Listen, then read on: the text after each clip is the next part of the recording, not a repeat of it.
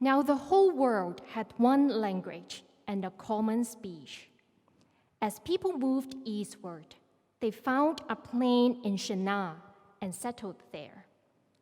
They said to one another, "Come, let's make bricks and bake them thoroughly."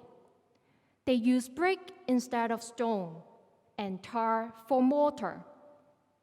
Then they said, "Come, let us build ourselves a city with a tower that reaches to the heavens, so that we may make a name for ourselves.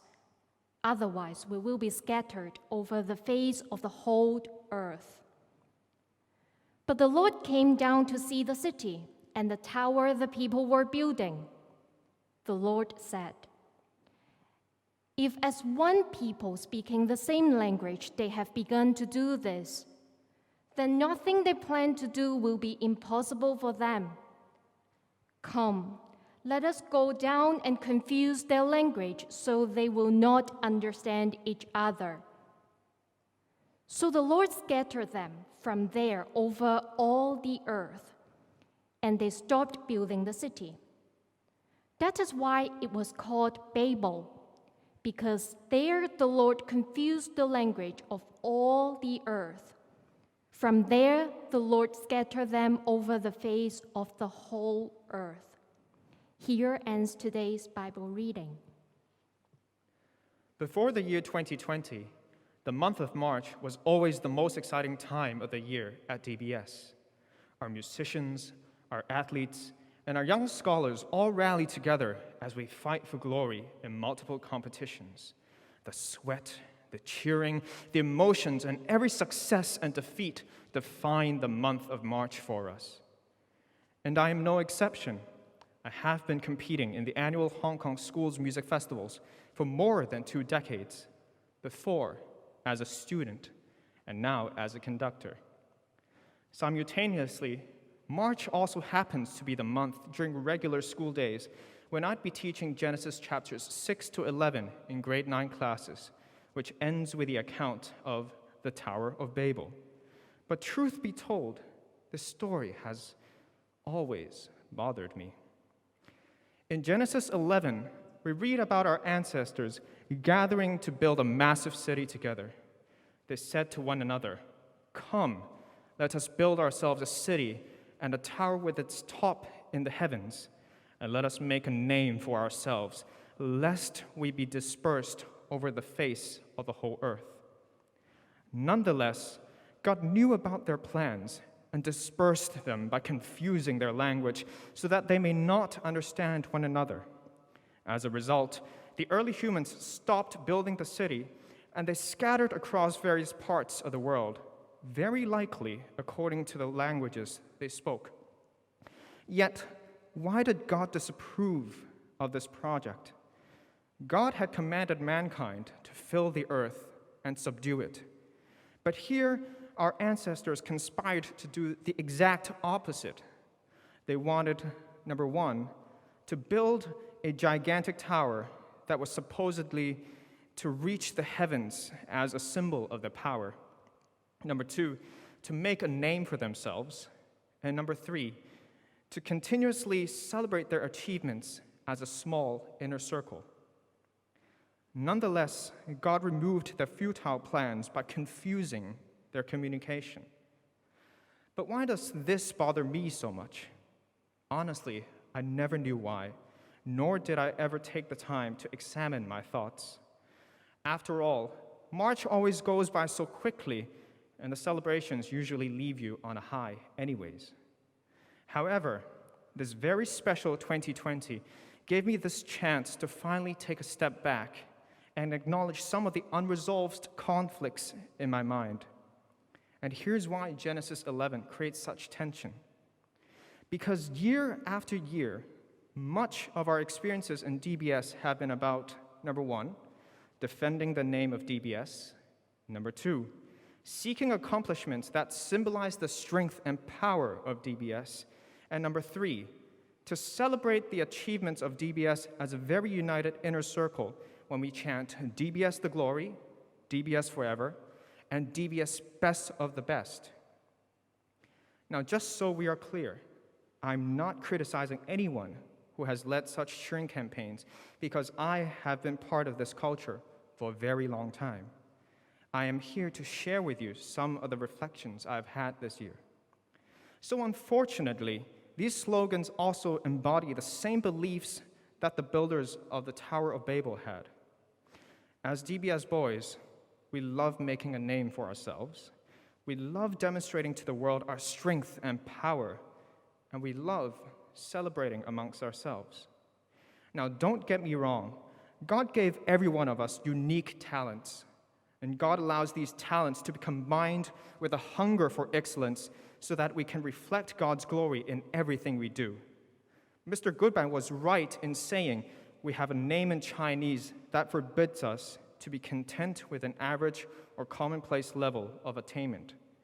So whatever talents God has given you, go and make the best use of it. Keep practicing for your Juilliard audition.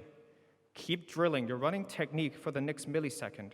And keep working hard for your Oxbridge applications. God did not reject the builders of the Tower of Babel because the builders pursued excellence. God rejected these builders because their motives were wrong. Many Bible scholars believe that the Tower of Babel was the forerunner of the city of Babylon. And though mankind's first attempt to build Babylon ultimately failed, following millennia of kings and warriors persisted in the project nonetheless. By 626 BC, King Nebuchadnezzar II became the ruler of the most magnificent Neo-Babylonian empire. Rumor has it that the provisions stored in Babylon were supposedly sufficient for 20 years of siege in case of enemy attacks. Imagine if any modern country had that prepared for COVID-19. No one would have had to fight over toilet paper. The empire was so strong that the Babylonians had the luxury to build gardens that were not for agriculture, but purely for pleasure. Nonetheless, this Neo-Babylonian empire came to a very abrupt end at 539 BC. A later king by the name of Belshazzar was celebrating the greatness of Babylon and drinking wine from vessels of gold and silver that Nebuchadnezzar had taken from the temple in Jerusalem. But suddenly, God's hand appeared and wrote a message on the wall of the royal palace that announced the end of the empire. That very night, King Belshazzar was killed, and the Medes took over his kingdom. This account from Daniel 5 is where the common saying, writing on the wall, originated, referring to one's inevitable doom. So what is God's reminder for us through these historical accounts of Babylon? The answer lies within the two hymns that we sing every speech day. The school hymn tells us to build an undefiled heritage. A procession hymn tells us to build the new Jerusalem. Here, Jerusalem does not refer merely to the geographical location of this renowned and holy city. The Bible tells us that before Jesus comes back, humankind will try to rebuild Babylon for a third time, a Babylon that lusts even more for power, for fame, and a feeling of superiority. Because of their pride and arrogance, this final Babylon will have no regard for God as immorality fills its streets. But just like the previous Babylons, God will once and for all destroy the city as the world witnesses Babylon burning. In contrast, Jesus himself will return and will build the new Jerusalem. Jesus will be seated on the throne of this new Jerusalem, and kings will give him the glory and the honor of the nations. Unlike Babylon, these kings will recognize that God alone deserves every praise and adoration. No longer will proud and arrogant men gather and try to make themselves famous. No longer will men lust for power and superiority as before. Kings and nobles will recognize that all talents and gifts come from God alone and should be used for the glory of God alone. Nothing unclean will ever enter the New Jerusalem, nor anyone who does what is evil or dishonest. As the Diocesan family, we have a choice to make. We're at a point in history where God has given us more resources than we have ever had. And indeed, God has continued to bless us with a greater diversity of talented young men. With the wealth that God has poured on us, do we build Babylon with it? Or do we seek to be part of the New Jerusalem? Babylon is about earthly fame, earthly power, and worldly riches. The New Jerusalem is about glorifying God, understanding the power of God, and experiencing the richness of God. Babylon is temporary. The New Jerusalem is eternal. Whether God made you a musician, an athlete, a scientist, or a scholar, your talent has two purposes: for the good of others and for you to understand God better.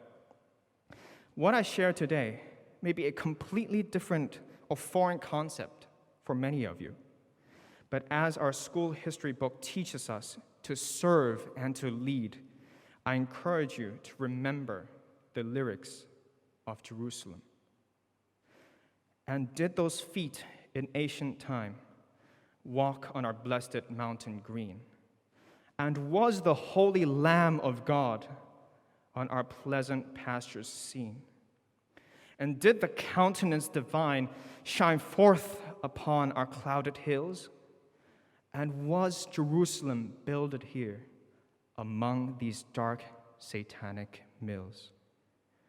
Bring me my bow of burning gold. Bring me my arrows of desire.